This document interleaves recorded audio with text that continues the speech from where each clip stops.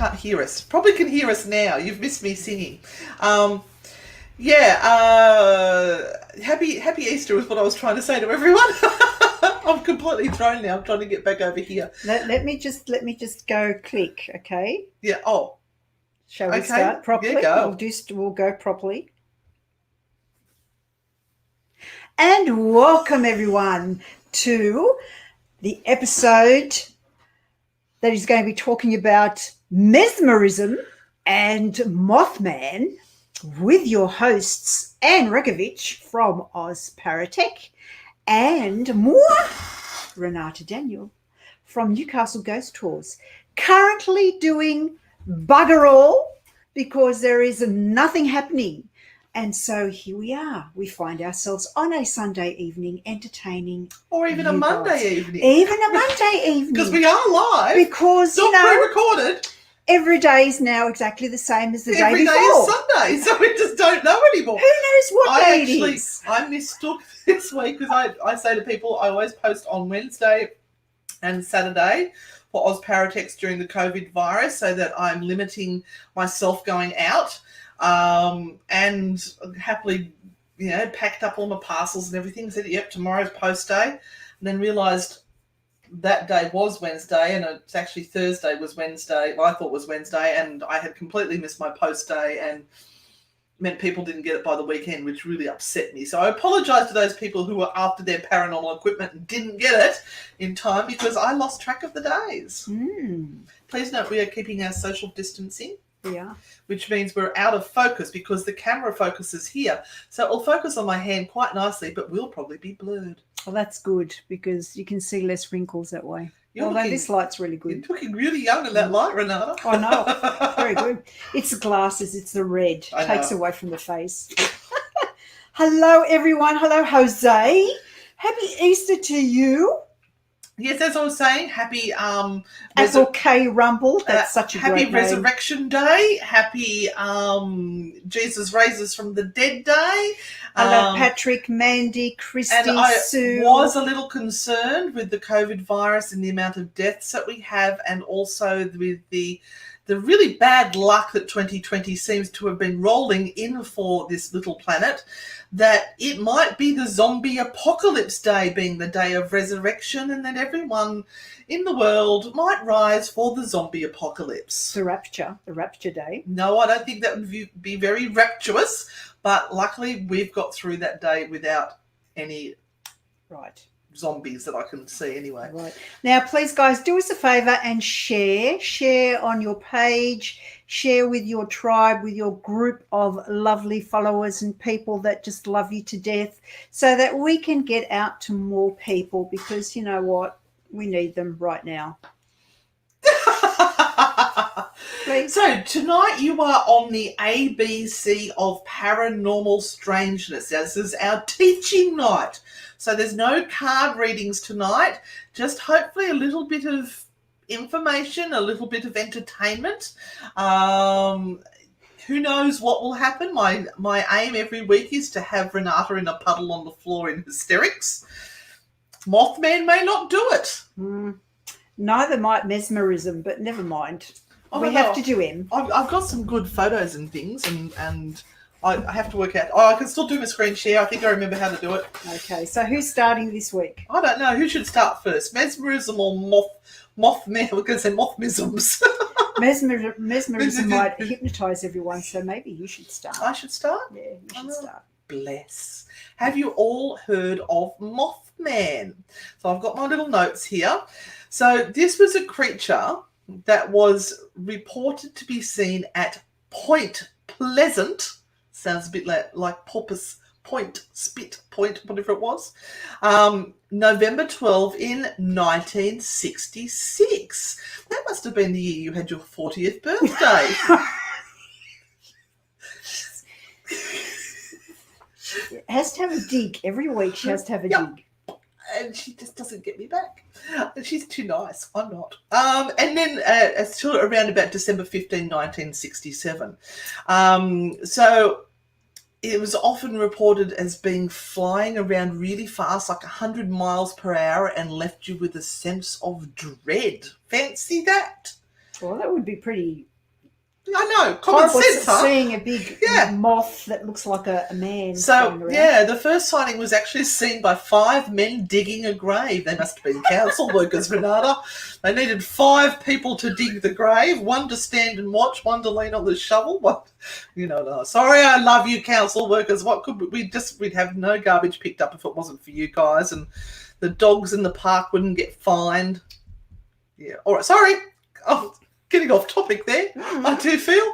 And they claim to have seen a man-like figure fly low from the trees over their heads. And so that was the first sighting. Now, they had quite a few sightings in this period of time. The next couple of days, other people reported similar sightings. 2 volunteer firemen who saw it and said it was a large bird with red eyes. Gosh. You've got a thing about the red I'll come eyes. up to the red eyes later on. There was a Yes. contractor. Jumping all over the place here. Now I've lost my plot. Not hard. La. Oh, I actually dug up the newspaper article. There was 2 couples that also saw this reported Mothman, and the heading of this was in the Point Pleasant Register, an outstanding newspaper of its time, in West Virginia. Oh, where okay. we Yes. were going in a couple of weeks. Yes. So Wednesday, the 16th of November, 1966. This is the heading: couples see man-sized bird, creature, or something. That covers it.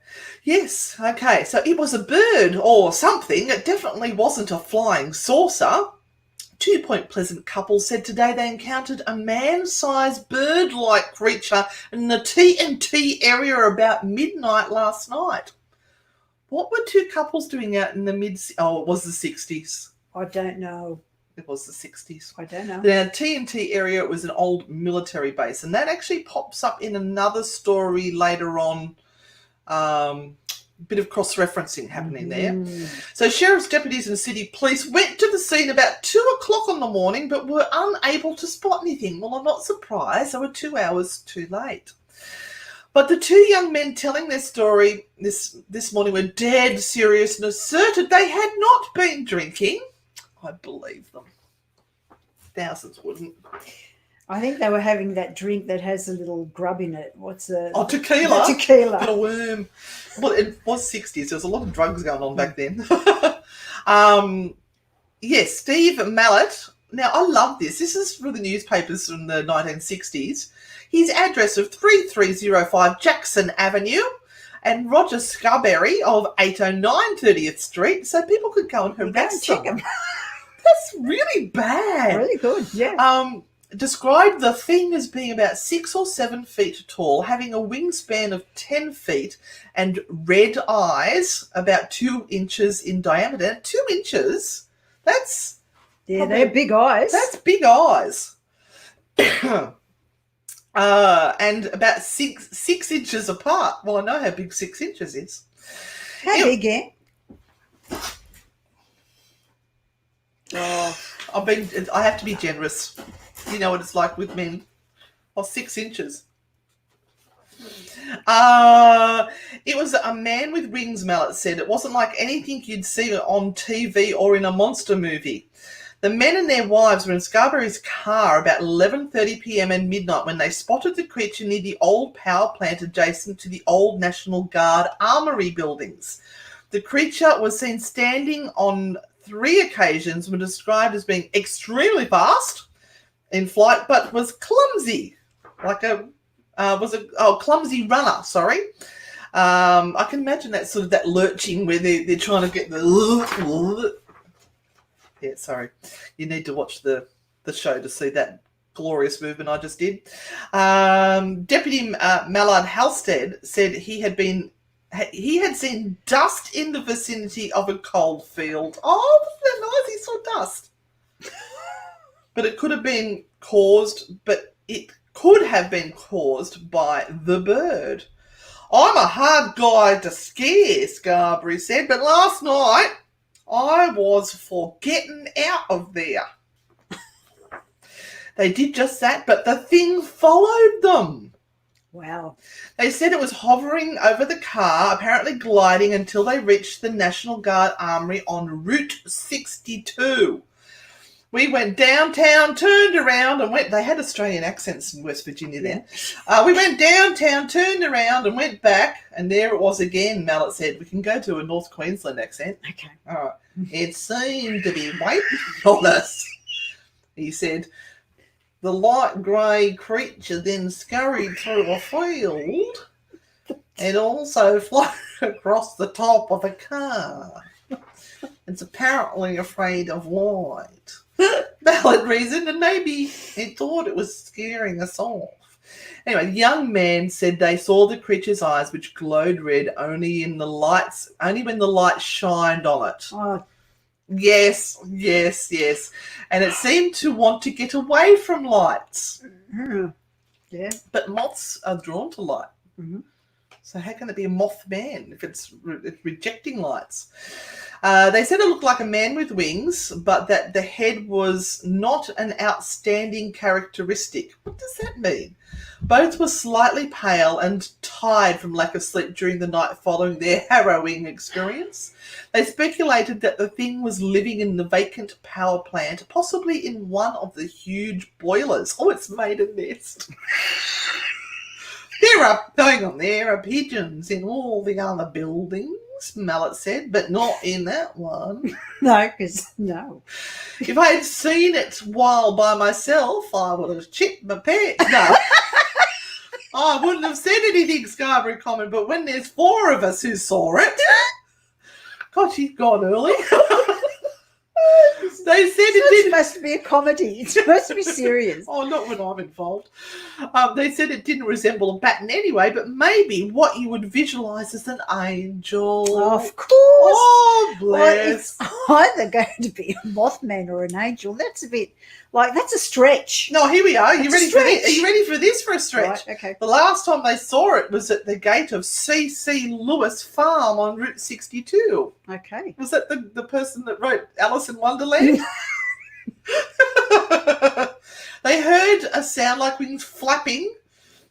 I'm being good. And they said the bird rose straight up like a helicopter. Wow. Woohoo! That would have scared the bejesus out of you. Mm-hmm.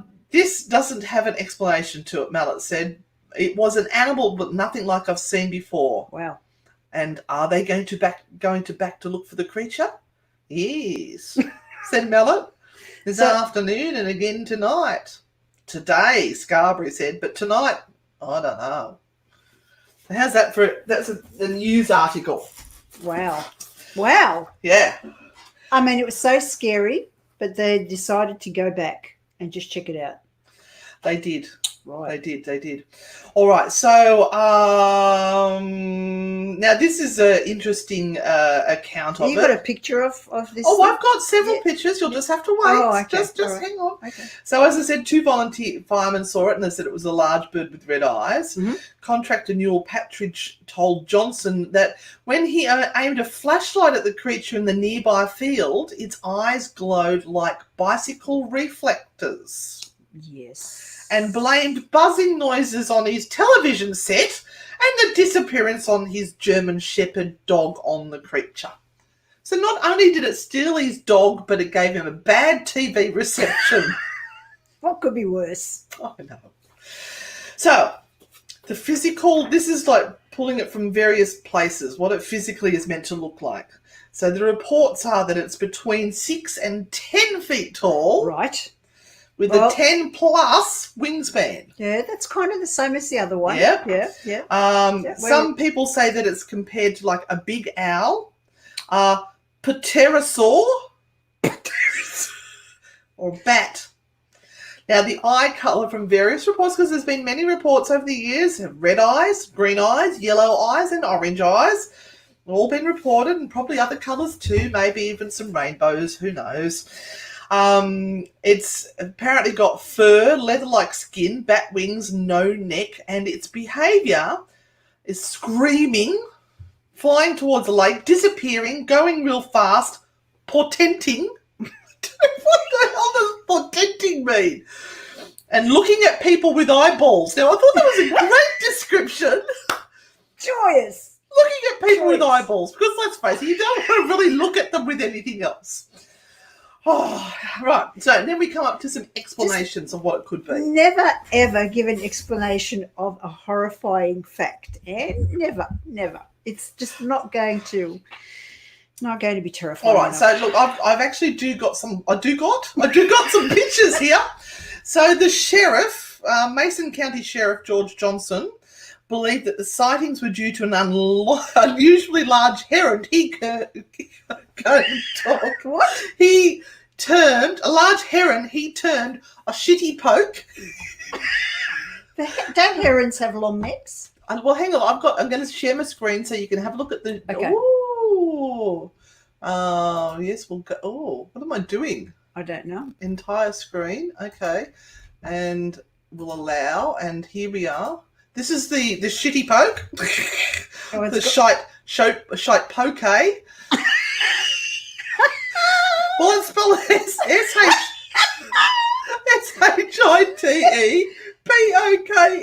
No. No? No. Not even close. Okay, No. okay. Well, let me get back that looks into. like nothing like a Mothman. All right, No. okay. So we've had a look at the shitty poke, and I apologise to all my beautiful American friends. I just don't know how you say that. It might be shite poke.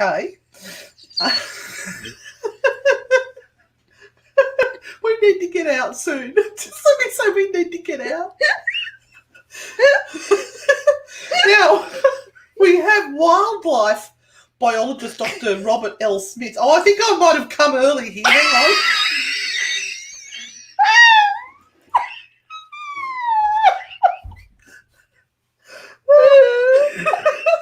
All right.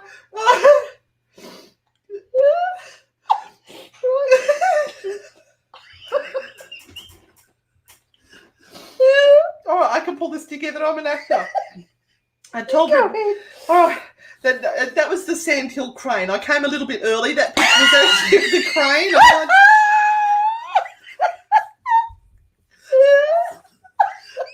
can this story be so funny? I don't get it. Oh, there it is. There's the particular crane's unrecognised at first because it's not normally native to this area. All right, so then we go on to, I was touching my face. I'm going to wipe it on her shortly. I've got a folklorist, Jan Harold. Oh, Jan Harold. That's a nice middle name. Brunvan notes that Mothman has been widely covered in the popular press, some claiming sightings connected with UFOs, and that others claim that they're connected to military storage facilities. Now, remember earlier I said the first sighting was near the TNT building, which was a military building. And she states that between 66 and 67 that there was over 100 people who saw Mothman, and many were afraid to report their sightings. But some of the ones that were reported, that wasn't well documented, and people didn't want to give their name, so it was not great evidence. Also, no one took a photo. Not at that stage. Right. I've got photos. Right. So she said also that it sounded a bit like some of the children's books, and that she thinks that it might have been some older folk tales where somebody did have a real experience, but it's triggered the memory of an old folk tale, and they've combined it together and then reported it as this Mothman because it had already gone to press. So now everyone's looking for Mothman. And this is also like a, what do they call it? Where you tell a story over and over and over. A myth. Yeah, but urban legend. Urban legend. That Mothman have supposedly attacked the roof of parked cars occupied by teenagers. Now that sounds like a campfire story to me. So it starts to get a little bit muddied. Now, also Joe Nichols said that there's a number of hoaxes that were used for publicity. People just wanted to get some publicity, and there was a group of construction workers who got some helium balloons and tied some boots to it and sent it off flying. and he reckons that it was pranks, misidentified planes, sighting of a barred owl, an albino owl, and that the glowing eyes were actually the red eye effect caused from the reflection of lights from flashlights or other bright light sources. And that I agree with that's probably what that red eye effect come up with. I've seen that on my cats, but it comes up like that. Oh yeah, that when it hits the back of the eyeball.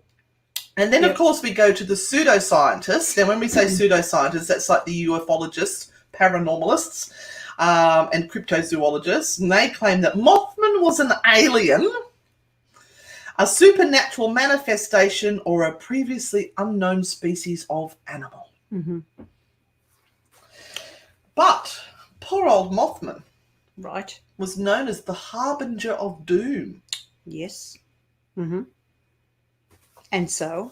Wow, I had no idea how many, but it's a bit loose. Right. And I have a good question to ask at the end of this. Right. Believe it or not. Okay.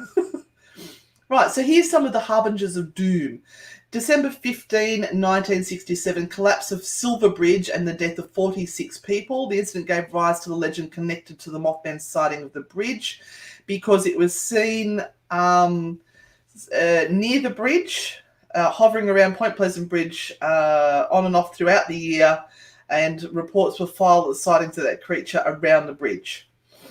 So they think that he was either trying to warn people that something was going on, or that... brought it on. Yeah, all right.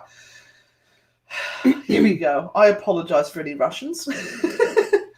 According to Georgian newspaper, Svodovnya Grushya, Russian ufologists claim the Mothman sightings in Moscow in 1999 foreshadowed the Russian apartment bombings. Oh. So he was seen over there. Now this is a cracker. In 1986, people in Chernobyl started reporting sightings of what they called the Blackbird of Chernobyl. Several reported seeing a large headless man with red eyes. If he was headless, how do you have red eyes? True. And he must have just had, like, straight across in his eyes here. Black wings. These sightings continued until the night before the meltdown of the Chernobyl nuclear plant. Interesting. 2001 New York City Mothman sightings before the Twin Towers came down. Oh. A winged creature was reportedly seen flying from the World Trade Center towers on the day of the infamous terrorist attack. 2007 Minneapolis Mothman appears before St. Anthony Falls Bridge collapses. 2007 an 8-lane steel bridge on the I-35W collapsed during evening rush hour. 13 people were killed and nearly 150 injured. After the collapse, George Norrie received multiple calls on his radio program Coast to Coast from people reporting Mothman sightings. 2009, Chihuahua in Mexico. Mothman sighted before the swine flu pandemic. Yeah. Has there been any Mothman sightings leading up to this COVID-19? That would be interesting. With the swine flu pandemic,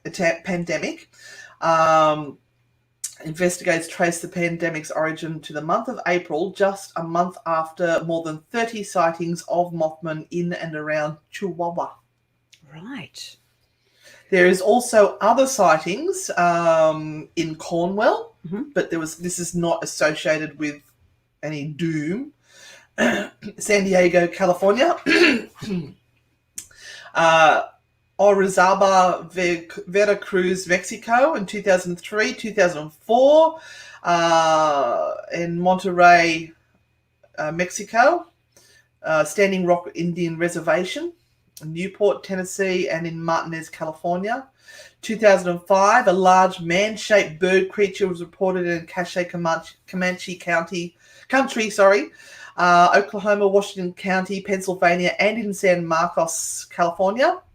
2006, a large number of Mothman sightings in Mexico, Canada, England, Poland, Ooh. Argentina, Brazil, Russia, and across the United States. 2011 through to 2018, Mothman was spotted in Chicago. Now, I read a lot of stories that were in Chicago. Keep an eye on the feed there. I'm sort of busy with my head down in my notes. Nearly 70 was the reports by numerous witnesses. These came in the wake of the earlier sightings. 2016 reports surfaced that a man in Point Pleasant had captured a video of Mothman. Now, I think that this might be the video, so I'm just going to hopefully get over to, I just got to make sure it's the right one. So just hang in there, guys. You're going to be blown away by this video, let me tell you. I can't wait. I know. I've just got to remember what I did before. There we go. Entire screen. Allow. And we're going to go over to here. Here it is. Here it is. I need to, hang on. I'll get back here. Hope everyone can see this. Here it is. So look in this area here. See that there? Isn't that exciting? Oh, for freak's sake. That could be anything. Yeah. Do you want to see it again? No. No. Yeah, I can't wait to get back to StreamYard. Well, how was that? That was amazing. Absolutely the amazing. Detail That in just that says that is Mothman. That is, oh, wow. What a capture. Speechless. All right. Now, also, there was a photo. I should have stayed over there, of Mothman that was caught in 2016. So I've got to go back through all this again, entire screen. So this is an interesting one, but here we go. Now, how's that? Now, the Sharon Hill. Now, didn't Sharon Hill come to Paracon that didn't happen? Yes. She proposes that this is actually an owl or a hawk or something, probably an owl, dragging away a snake. Ah, yes. You can see that I there. can see that. So for the people that are listening, it looks like a, well, it actually looks a little bit like an angel, doesn't it? With very wonky legs. Floppy legs. Yes. I'll put the picture up onto our Facebook page so you can see it, but it's still not, it's of interest, but it doesn't really grab me. Now, no porn on my browser. I made sure I shut all that down, Jose. Now, look, but then we come to the spin-offs of what happens from the Mothman prophecies, right? So first off, there was the book by John Keel, right? And that then was turned into a movie, The Mothman Prophecies, 2002. We all know who that starred. Richard Gere. Oh, did it? Did. I have to dig that up. Yes. Now, Point Pleasant. Was he Mothman? No. He was a reporter or something like that. I can't remember what his story was. Okay. I did watch it a long time ago. So now Point Pleasant holds its annual Mothman Festival. From 2002, they've kicked this off. And it came up because they were brainstorming creative ways that they could get people to visit Point Pleasant. Of course. Exactly. Yes. Now, I think in your pictures I saw something quite interesting. Yeah, now they do actually have a 12-foot metallic statue of the creature, which was sculpted by Bob Roach. Mr. Roach did the Mothman. And look, the festival, it's true to, I'm creeping in when they have social distancing there. It's very Mothman. They have guest speakers, vendors, pancake eating contests, hay rides, got everything you could possibly want. And they have set up, now I'm going to have to screen share again. So I'm going to go over here and then I'll go to there and we do the entire screen and I'll go to here, which is, now this is the Mothman statue, but it's live cam. So we are now watching that live in Mount Pleasant. I don't know why you would have a picture of a live camera on the Mothman statue, but there you go. Oh, I'm going to pause that because I think that's just going to take up too much bandwidth there, and it's going to make everything freeze. but I think, see, now you know, tonight, when you have nothing to do and you can't sleep, go over and watch live Mothman, the statue. Yeah, exactly. That will help put you to sleep for sure. And all those people that expect activity within the first 5 seconds of joining a live stream, I challenge you. And we also have things like the movies, the Mothman Prophecies, 2002. Apparently it was referred to in Amityville, Mount Misery Road. Then there's the movie Moth. Mothman in 2000. Got a Guernsey everywhere. Eyes of the Mothman in 2011. The Mothman Curse in 2014. Two Red Eyes is in pre-production, so that's coming. Can't wait. Search for the Mothman. Mothman's Lair. There's just so much going on with the Mothman, so there's no money to be made on this at all. No, nothing. Now, I've got a couple of very recent sightings for you, but not as recent as I'd like them to be. Okay. So this is Erin Drain from August 2017, and she's reported it in Chicago. Oh, she owns the video. That was the video. I was spending the afternoon on a rooftop and I saw something in the sky fairly high up and fairly far away. It wasn't being buffeted about by the wind. It was moving slowly but not randomly. So that was her video that I played you. All over the place, aren't I? Been a weather balloon. Yeah, February 22nd, 2019. Now, the Fortean Times this was reported to. Fortean Times, and they did not wish to be named. He said that it might have been a Bigfoot initially, but then noticed it had a large set of membrane wings attached to the back extending to the top of the head. He described the look of the wings of that of a gargoyle. The body was 8 to 9 feet in height and covered in dark fur, and the body was well defined. Ooh. It was ripped. Mm. So, that is my Mothman story for the evening. Now, would we call February 2019 close enough to be the harbinger of death for the COVID-19? Well, it was 19. Yes. Where was it seen? That was still in America somewhere. Woodstock, Illinois. Okay. Not Wuhan, China. If anyone does have a Mothman story or a Mothman occurrence, let us know. And let us know when you may have seen the Mothman. So subtle.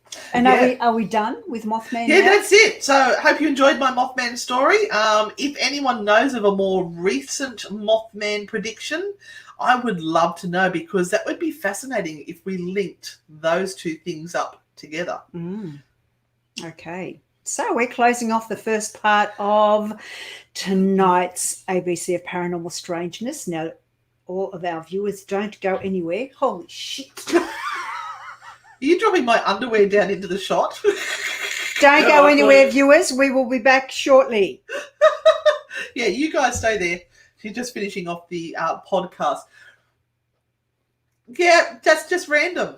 That's not... No. It's a solution for your focusing problem. Oh. A low-tech, appropriate tech solution. So you probably noticed that we don't get... the focus isn't as good now as what we had before when I was just using my phone. just leave it hanging there. It's all fine. It's my husband. He's an engineer. So he's come up with this solution of dangling something from a fishing rod on fishing line to try and fix the focus. Thanks, dear. I love you. Okay, guys, so that was our wonderful interval before our next half of tonight's episode on the ABC of Paranormal Strangeness. And we're going to go ahead now with the next for tonight, and that is all about mesmerism. Now, mesmerism can sometimes be referred to as the precursor of hypnotism, but it's kind of not. It's a little bit different, but I'm not going to go into all the details tonight. I'm just going to go into some of the history about Anton Mesmer, Mm-hmm. who kind of started this trend off. And we have to remember that this is back in the 1700s, so this was pretty big shit back then. Oh, Considering it that was huge. we were really on the cusp of people going into the scientific I realm thought of you were going to go into things. space then. I thought that was a bit early for No. that. And of course, here we are dipping into the spiritual side. And of course, Anton Mesmer and his delicious little quirky workings with mesmerism actually awakened all of these latent abilities in women at a time when women had no voice, really. So this was an opportunity. Now they can't shut us up. Yes, so this was really an opportunity for women to stand up and be seen Mm. in the communities as people who needed to have a front row seat and actually be the voice of the dead, because they were so much better than men at this. Okay, so let me just read a little bit for you in the interesting bits, and we'll sort of go into this. So this is about Anton Mesmer, and remember, he kind of was around Vienna and Paris. Oh, and nice. this was the stage when they all wore lots of lace and And they could still travel. wonderful things. So wearing gold slippers and a lavender silk robe, as you do, physician Franz Anton Mesmer moved slowly around the silent, dimly lit room while waving a metal wand. A large oak tub of magnetized water sat in the middle of the richly appointed salon. Mesmer's patients surrounded the tub and pressed its protruding metal rods to the afflicted areas of their bodies. Ethereal He poked them notes with his rod. of a glass Okay. harmonica, its sound resembling that of clinking glasses, tinkled as incense wafted through the air. After a flick of his wand or a touch of his hand, some of Mesmer's patients fell into trances. Well, they're going to fall in the water. Cathartic and curative crises that could resemble violent convulsions, fits of laughter, or piercing shrieks. Oh, I know which one I'd be doing. So Mesmer's unorthodox treatment style began in the late 1774 period. For 2 years, he applied the standard medical remedies of the 18th century, including blistering and bleeding and probably leeches and all of that sort of stuff. Well, leeches are still used today. To a 28-year-old patient whose maladies ranged from earaches to melancholy, but finding traditional tactics unsuccessful, Mesmer followed the suggestion of a Jesuit priest and astronomer, as you do, Maximilian Hell, it's a really great name for a priest, who attached magnets to his patients to treat disease. Sorry, that was the word patients there, not penis, as I leaned my chair backwards. Mesmer asserted in his doctoral dissertation that the gravitational forces of the planets, the sun and the moon, also affected the human body. Yet, where have all the magnetic mattresses and pillows gone? One of mine went in the garbage the other week. Didn't we have a whole phase Oh, yeah, of you that? had everything that was magnetic. Yeah, Everything. and they've all disappeared. Magnetic bracelets and who knows what. I'm hot.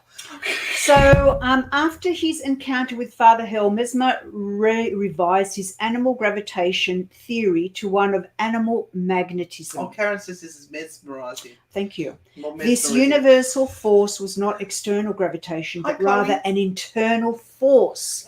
Mesmer began to base his medical practice on his belief that an invisible fluid ran through all living things. Disease resulted in the fluid's flow becoming blocked. Oh no, the plants don't. Health could be restored through contact with a conductor of animal magnetism. The magnets in Father Hell's therapy were superfluous, Mesmer argued, as Mesmer himself or any object that he magnetized could restore the flow. So in 1775, Mesmer shared his discovery of animal magnetism with physicians and scientific academies, inviting their comments. And guess what they said? That's bullshit. Exactly. So to redeem his reputation and demonstrate animal magnetism effectiveness, Mesmer took on a difficult case. Blind since childhood, oh, here we go, Oh, 18-year-old pianist Maria Teresa Paradis had been treated by leading Viennese physicians with blistering plasters, leeches, and electric shocks through her eyes what? to no effect. What? Oh, What? yeah. She began treatment with Mesmer in 1777, and he claimed to have partially restored Maria's eyesight, noting that she was frightened on beholding the human face and could imitate the expressions painted on small figurines. Yeah, whatever. Not suspicious at all. Now, discredited and derided in Vienna, Mesmer left for Paris in January 1778. The City of Light seemed willing to embrace Mesmer's novel style of treatment, establishing a practice in the luxurious Hotel de Bouillon. Oh, The nice. charismatic Mesmer soon found himself inundated with as many as 20 patients a day. Were they all ladies? Of course they were. Of course.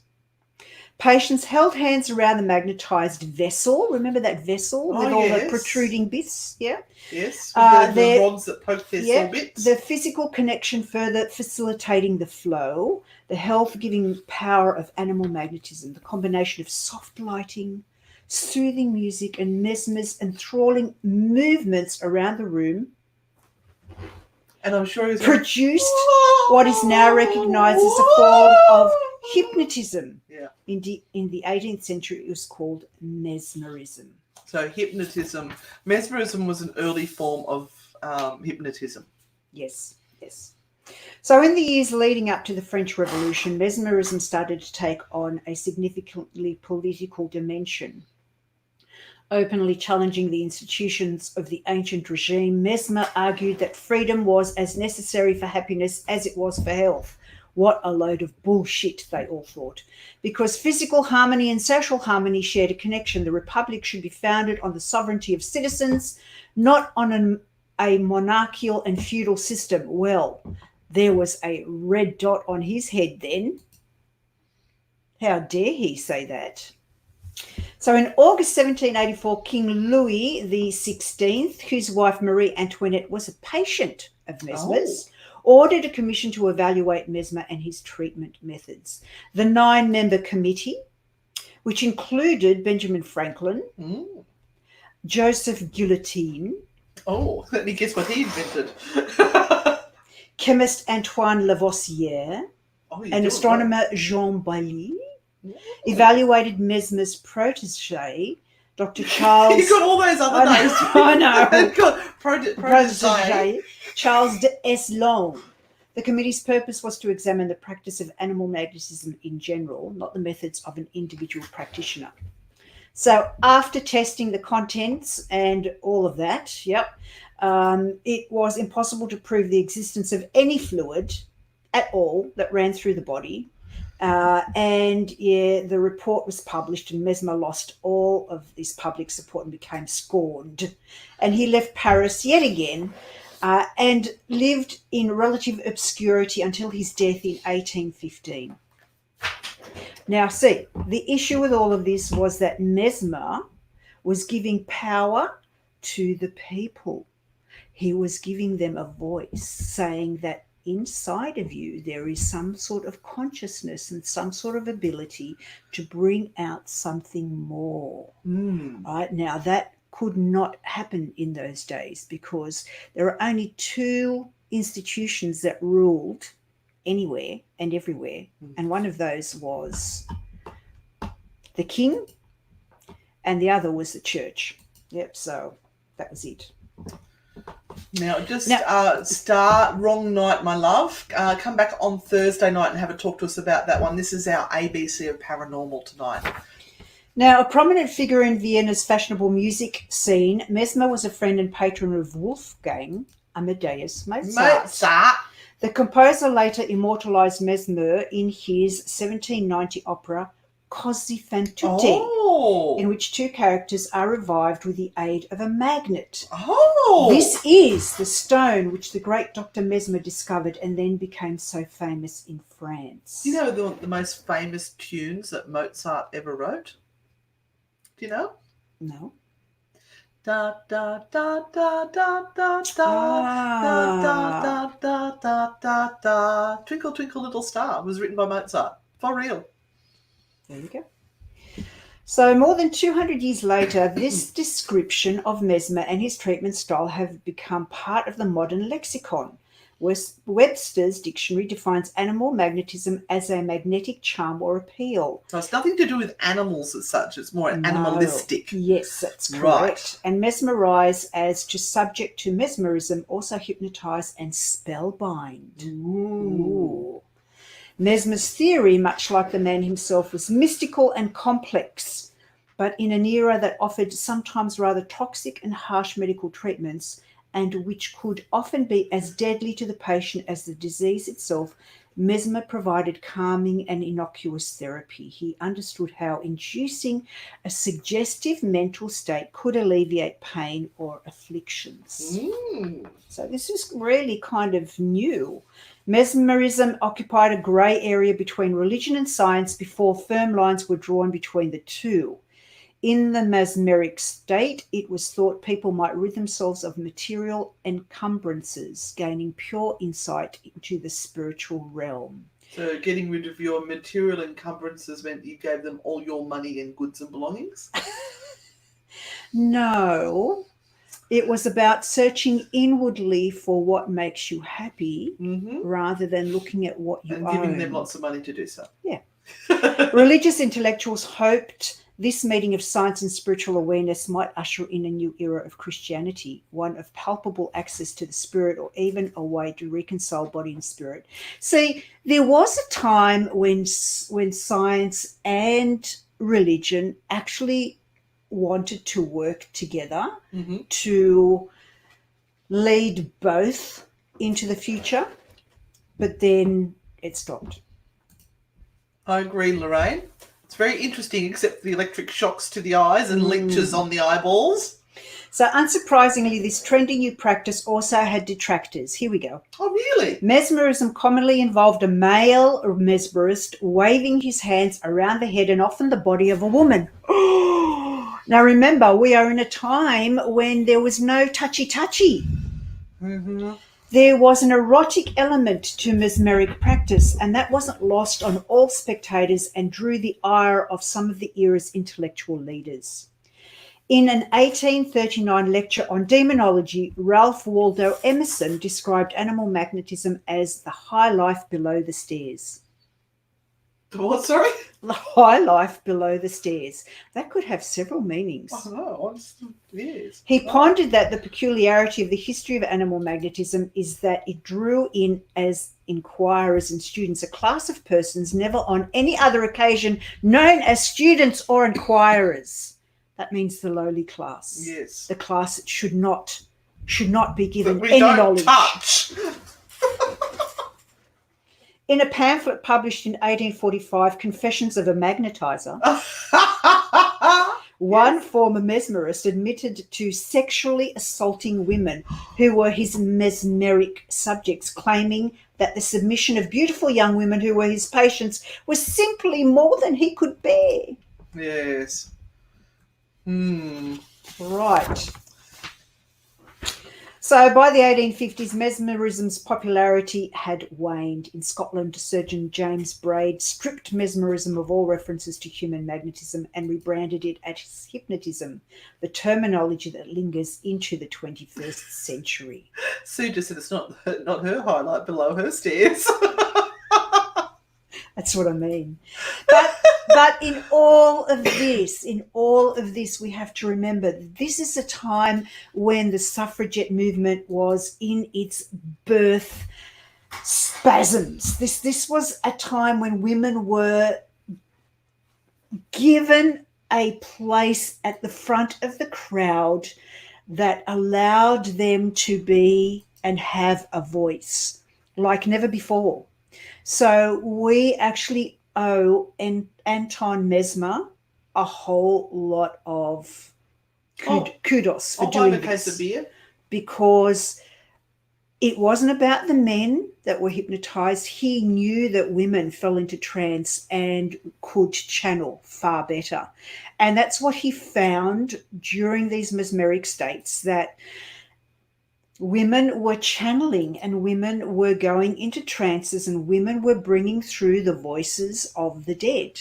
And so this became an entry into spiritualism, and women becoming the heads of seances, where they could actually be paid money, which is another thing that they could not do. They were allowed to pay money. Yeah, Sean. have a job.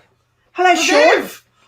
And I'm trying to. and you know, and be important. You know, they were touted in high society. They were allowed in to be part of places. Oh, they became the star of the show. Yeah. So this was enormously important. Got it. And very few women who found that they had the power and control in these situations used it quite wisely. And from this point on, we became a fighting force, and things started to change. And men have never recovered. Never recovered. So yes, Anton Mesmer, Mesmerism. Look at mesmerism and the spiritual movement. And now you know where the words mesmerizing came from. Yep. Look into my eyes. Not around my eyes, not above my eyes, not below my eyes, but into my eyes. And you look into the camera and do that, Renata. It's up that blue thing up there. And yes, and so this is it's quite an interesting thing. Now this Damo, hello. This information came from National Geographic and zocalpublicsquare.org, because I did a bit of study on mesmerism a number of years ago when I did a talk at Paracon when we were up in the Blue Mountains. I remember that. Yeah, and I mentioned Mr. Mesmer. And yeah, it was a huge thing. And you remember back then, this would have been entertainment, very much so. So you had halls filled with people watching Anton do these mesmeric, It'd be like a show. Yeah. So it was crazy. Yeah. Really cool. That was very enjoyable, Renata. If you enjoyed that, can you give us some hearts, because that will raise our ranking in Facebook world? That would be awesome. All right. Any questions, anybody? Does anyone have any questions for us? What were we before we were mesmerized? Thought that word was older. What was there? Would have been a word. Discombobulated? No. Befuddled, conundrumed. I actually have a dictionary that Fuddled. That was a word, wasn't it? Befuddled. I was given a dictionary of wonderful English words that no longer exist a couple of years ago, and they are absolutely gorgeous. Yeah. Absolutely gorgeous. We don't use a lot of that language anymore. We've got new words like booty and fuck off. I had to swear because that's an old word. I know, but somebody whinged about me swearing the other day, and I thought, you're on the wrong show. Go away. Actually, if you look up, and I don't know whether it's true, so I could have it wrong. This could be another urban legend. But if you look at the word F-U-C-K, apparently it is the letters that stand for fornication under the consent of the king.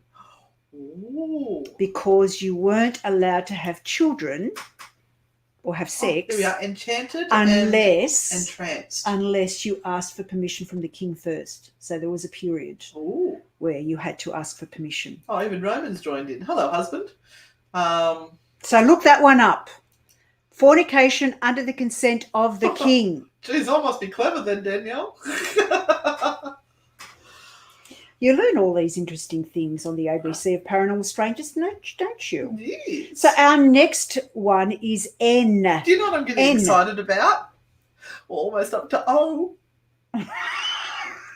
What could possibly be covered by the word O, by the letter O? But if you've got something for unlawful carnal knowledge, yes, that could be another one. Yes. Yeah.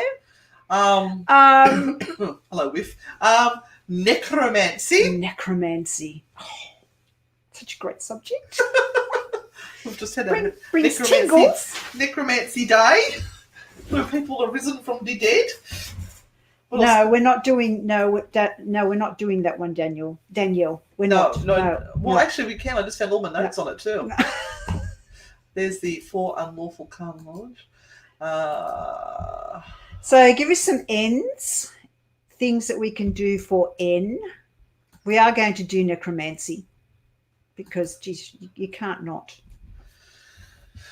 Oh, yes, I suppose each king had their own... Nymphomaniac. How is that paranormal, Danielle? Explain that one to me. I think Jose could help us with that one. He could explain it. Jose!